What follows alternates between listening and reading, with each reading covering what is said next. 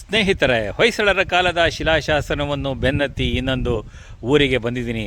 ಆ ಊರಿನ ಹೆಸರು ಬ್ರಹ್ಮಸಮುದ್ರ.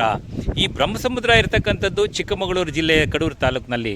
ನನ್ನ ಹಿಂದ್ಗಡೆ ಒಂದು ದೇವಸ್ಥಾನವನ್ನು ನೋಡ್ತಾ ಇದ್ದೀರಾ. ಇದರ ಇತಿಹಾಸವನ್ನು ಹುಡ್ಕೊಂಡು ಹೋದರೆ 853 ವರ್ಷಗಳ ಹಿಂದೆ ಹೋಗ್ತೀವಿ. ಈ ಸಂಗತಿ ನಮಗೆ ಹೇಗೆ ಗೊತ್ತಾಗುತ್ತಪ್ಪ ಅಂದರೆ, ದೇವಸ್ಥಾನದ ಮಗ್ಗಲಲ್ಲಿ ಒಂದು ಶಿಲಾಶಾಸನ ಇದೆ. ಆ ಶಿಲಾಶಾಸನ ಈ ದೇವಸ್ಥಾನದ ಕಥೆಯನ್ನು ಹೇಳುತ್ತೆ. ಬನ್ನಿ, ಆ ಶಿಲಾಶಾಸನದ ಸಾರಾಂಶ ಏನು ಅಂತಕ್ಕಂಥದ್ದು ನಿಮಗೆ ತಿಳಿಸ್ತೀನಿ. ನನ್ನ ಪಕ್ಕದಲ್ಲಿ ಒಂದು ಶಿಲಾಶಾಸನ ಇರ್ತಕ್ಕಂಥದ್ದು ನೀವು ನೋಡ್ತಾ ಇದ್ದೀರಾ.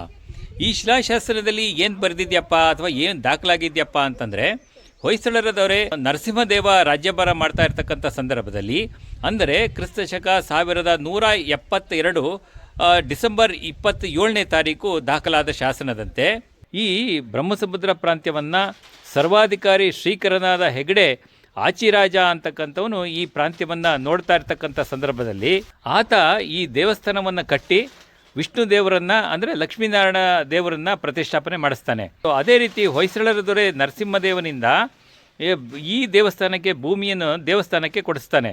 ಸೊ ಅದೇ ರೀತಿ ಎಂಡೋಮೆಂಟ್ ಥರ, ಅಂದರೆ ಒಂದು ದತ್ತಿ ಥರ ಈ ಹಣವನ್ನು ಇಡಿಸಿ ಬ್ರಾಹ್ಮಣರಿಗೆ, ಭಕ್ತಾದಿಗಳಿಗೆ ಹಾಗೂ ಯಾತ್ರಿಕರಿಗೆ ಈ ಹಣದಲ್ಲಿ ಅನ್ನದಾನಕ್ಕೆ ವ್ಯವಸ್ಥೆ ಮಾಡಿಸ್ತಾನೆ.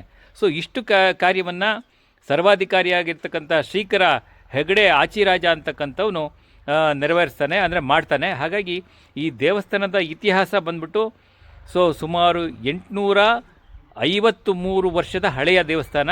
ಒಳಗಡೆ ವೀರನಾರಾಯಣ ವಿಗ್ರಹ ಬಹಳ ಮುದ್ದಾಗಿದೆ.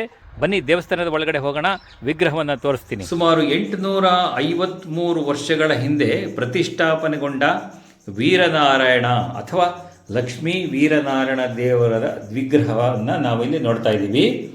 ಎಷ್ಟು ಸಖತ್ತಾಗಿದೆ ಅಂತಂದರೆ, ಬಹಳ ಸೂಕ್ಷ್ಮ ಕೆತ್ತನೆಗಳಿಂದ ಕೂಡಿರ್ತಕ್ಕಂಥ ವಿಗ್ರಹ, ಬಹಳ ಸೊಗಸಾಗಿದೆ.